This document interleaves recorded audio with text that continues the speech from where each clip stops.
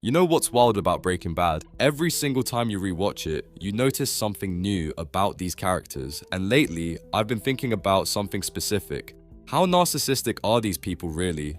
Because on the surface, we all know Walter White is the poster child for ego gone wrong, that's obvious. But what about everyone else? What about Skyler? What about Hank? What about the guy who literally calls himself the Chicken Man while running a meth empire? Because here's the thing. Narcissism isn't just being confident or selfish, it's a whole pattern of a behavior, and Breaking Bad, whether intentionally or not, gives us a masterclass in how narcissism shows up in completely different ways across different people. Alright, before we jump in, let's quickly talk about what narcissism actually means, and I promise I'm not going to turn this into a psychology lecture because nobody wants that. At its core, narcissism involves a few key things. There's grandiosity, which means having an inflated sense of how important and special you are. There's a constant need for admiration from others. There's a lack of empathy, meaning you struggle to genuinely understand or care about other people's feelings.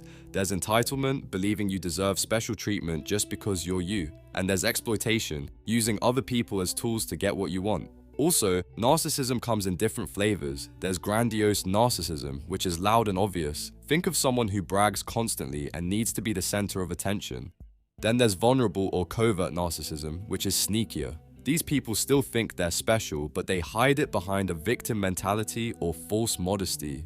Breaking Bad has both types, and that's what makes this ranking so fascinating. Coming in at number 7, the least narcissistic major character in Breaking Bad, we have Jesse Pinkman. And honestly, this one shouldn't surprise anyone. Jesse is basically the anti-narcissist of the show. If anything, his problem is the complete opposite. He has too little self-worth, not too much. Think about it.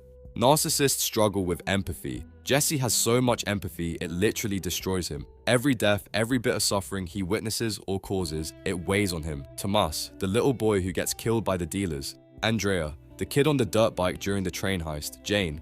These moments don't just upset Jesse, they fundamentally break something inside him. A narcissist would rationalize this stuff. They'd find a way to make it not their fault or convince themselves it was necessary. But Jesse, he blames himself for everything, sometimes even things that aren't his fault.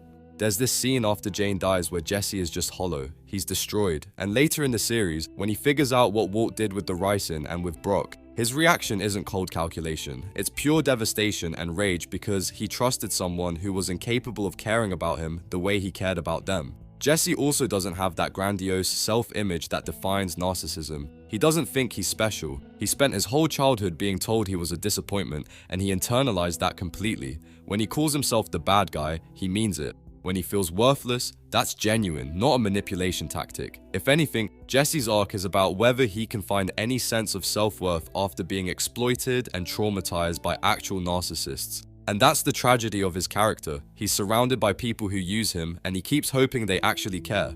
So yeah, Jesse Pinkman, least narcissistic by a mile. He's got problems, but an inflated ego isn't one of them. At number 6, we have Mike Ehrmantraut. Now Mike is interesting because on the surface, you might think a hitman who's incredibly competent and confident would have some ego to him. But when you actually watch Mike throughout the series, what you see is someone who's remarkably self-aware and genuinely not interested in admiration or status.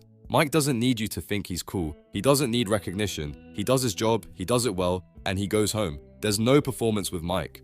One of the defining traits of narcissism is this inability to admit when you're wrong or when you've made mistakes. Mike is actually pretty honest about who he is. There's that famous speech he gives Jesse about how he's a bad guy, how his choices have led him here, and how there's no sugarcoating it. That level of self-reflection is genuinely anti-narcissistic. Mike also shows real empathy in ways that are subtle but meaningful. His relationship with his granddaughter, the way he handles Jesse during some of their time working together, even his loyalty to certain people shows that he's capable of caring about others as actual people, not just as tools. Where Mike falls short of being zero narcissistic is his rigidity and his certainty that his way is the right way. There's a bit of a superiority thing going on where he clearly thinks most people are idiots and that he knows better. But honestly, compared to everyone else on this list, that's pretty minor. Mike's whole philosophy is about minimizing chaos and unnecessary harm. He's a criminal, absolutely, but he's not chasing glory or admiration. He just wants to do the job and provide for his family. Simple as that. So Mike lands low on the narcissism scale. Not zero, because nobody's zero, but definitely one of the healthiest egos in a show full of unhealthy egos. Number 5 is where we start getting into murkier territory, and I'm putting Skylar White here. Now, before anyone comes at me in the comments, let me be clear. Skylar is one of the most unfairly hated characters in television history. A lot of the hate she gets is rooted in some pretty gross double standards about how we expect women to behave in these anti-hero stories. She's essentially reacting rationally to insane circumstances, and people hated her for it. That said, we're analyzing narcissism specifically, and Skylar does show some narcissistic traits throughout the series, even if they're relatively mild compared to others. First, there's her need for control. Skylar likes to manage situations and people. When she doesn't have control, she gets uncomfortable in ways that go beyond normal anxiety. Some of this is survival. When your husband is secretly a drug manufacturer, trying to control the situation is logical, but some of it predates Walt's transformation. There are moments where Skylar shows a bit of that self-righteousness that can border on narcissistic. The way she talks to certain characters, the way she handles the Ted situation, the occasional condescension. There's an undercurrent of believing she knows best that runs through her character. But here's the thing, most of Skylar's seemingly narcissistic behavior can be explained by circumstances. She's gaslit for over a year by her husband, she's trapped in an impossible situation, she's trying to protect her children. The entitlement and control issues make sense as survival mechanisms. If we're being honest, Skylar scores low on the truly pathological narcissistic traits. She shows genuine empathy throughout the series. She's capable of admitting when she's wrong. She doesn't exploit people for personal gain, at least not until she's pulled into Walt's operation for survival. So Skylar gets a middle-low ranking. Some traits are present, but they're largely situational and not the defining core of who she is. Coming in at number 4 is Saul Goodman, or Jimmy McGill, or whatever we're calling him. Saul is fascinating because he's got the showmanship and grandiosity of a narcissist without a lot of the more toxic elements. He's flashy, he loves attention, he presents this larger-than-life persona with the commercials and the suits and the whole Better Call Saul thing. But is he actually narcissistic at his core? Kind of, but not entirely. See, Saul's persona is partly genuine self-expression and partly a defense mechanism. Growing up as Slippin' Jimmy, being constantly compared to his brother Chuck, being seen as lesser than. A lot of Saul's flashiness is compensation for genuine feelings of inadequacy. That compensation element is important because it suggests vulnerable narcissism rather than the grandiose type. Saul needs external validation because internally, he's not that confident about his worth. The suits, the persona, the whole performance, it's armor. Where Saul genuinely shows narcissistic traits is in his exploitation of others and his willingness to bend the truth to get what he wants. He's a manipulator. That's literally his job description, and he's not particularly bothered by the ethical implications of what he enables. But what keeps Saul from ranking higher is his actual capacity for genuine connection. His relationship with Kim in Better Call Saul, moments where he shows real care for clients, the fact that he repeatedly helps Jesse when there's no real benefit to himself. These suggest someone who isn't completely empathy deficient. Saul Goodman is a performance. Jimmy McGill underneath is more complicated and more human than the narcissistic shell suggests. He's using narcissistic behavior as a tool rather than being defined by it. So Saul lands squarely in the middle of our ranking. Significant narcissistic traits, particularly around grandiosity and exploitation, but enough genuine humanity to keep him from the top spots. Alright, now we're getting into the heavy hitters. At number 3, we have Hank Schrader. This one might surprise some people because Hank is generally seen as a good guy. He's the cop. He's trying to catch the bad guys. He loves his family. He's funny and charismatic. But underneath all that, Hank has a real narcissism problem.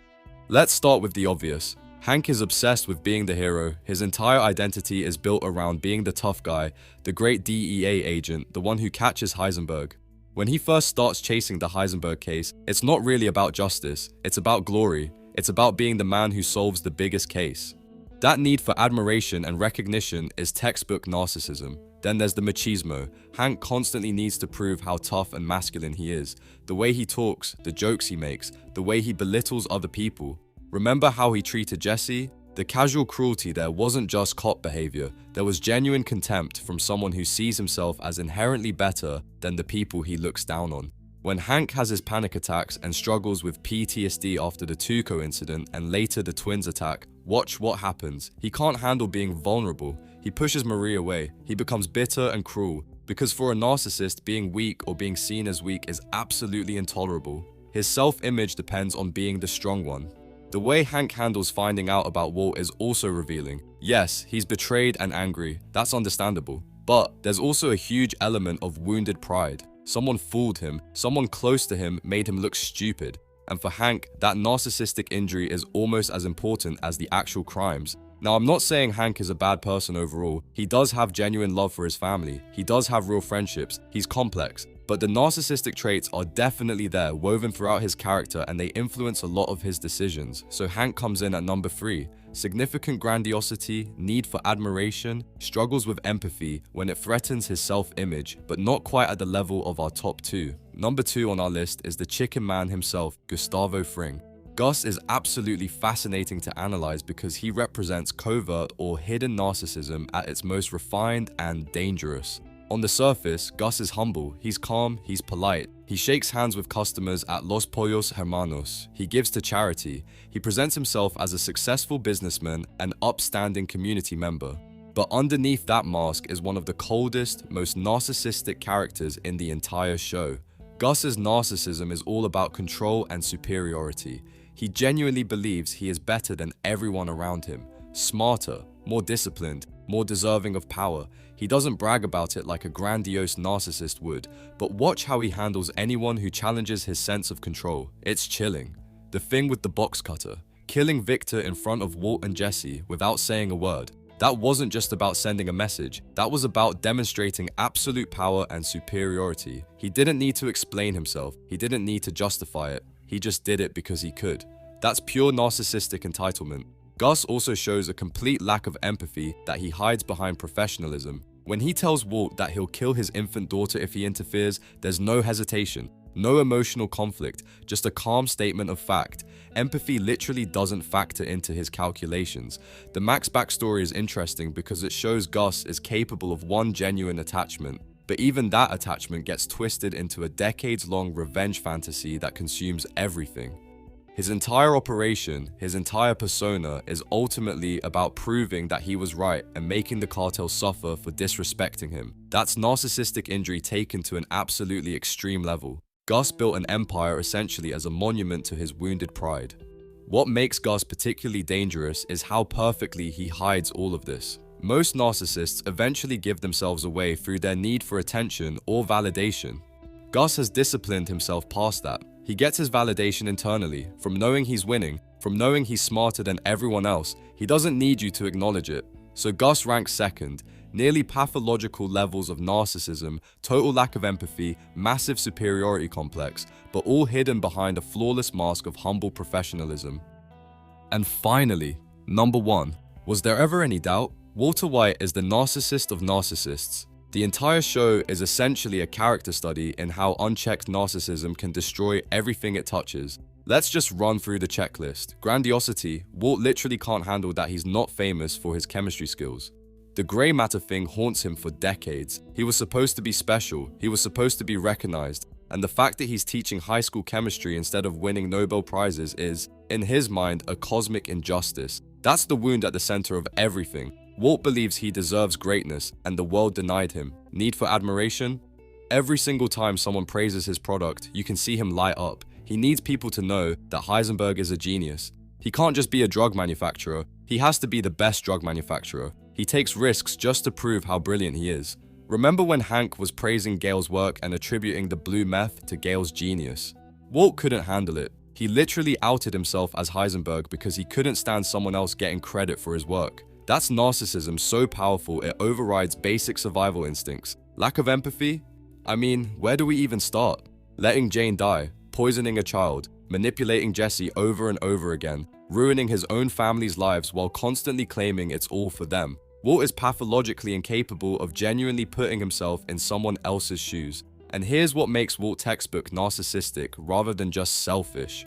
Every terrible thing he does, he genuinely believes he's the victim. When Skylar is horrified by his actions, she's the problem. When Jesse wants out, Jesse is being disloyal. When Hank comes after him, Hank should understand. Walt constantly reframes his choices so that he remains the hero of his own story. That final confession in Felina, where he tells Skylar he did it for himself because he liked it and was good at it, that's the most honest he's ever been. But notice it takes the entire series for him to drop the mask even slightly. The entitlement is insane. Walt believes he is owed success, recognition, and obedience from everyone around him. His family owes him loyalty, Jesse owes him respect, the universe owes him the glory he was denied, and the exploitation. Walt uses everyone. Jesse is a tool, Skylar becomes a tool, his own cancer is a tool. He manipulates with guilt, with fear, with false affection, whatever works to get what he wants. Bryan Cranston plays this so perfectly because Walt is charming. He can seem vulnerable, he can seem like he cares, and that's exactly how narcissists operate. They're often incredibly likable on the surface, which is what makes them so dangerous. Walter White isn't just the most narcissistic character in Breaking Bad. He's one of the most complete portraits of narcissism in television history. Every single trait is there, played out over 5 seasons of consequences. Alright, so there we have it. The final ranking from least to most narcissistic. Jesse at the bottom as basically the anti-narcissist whose excessive empathy makes him the perfect victim for the narcissists around him.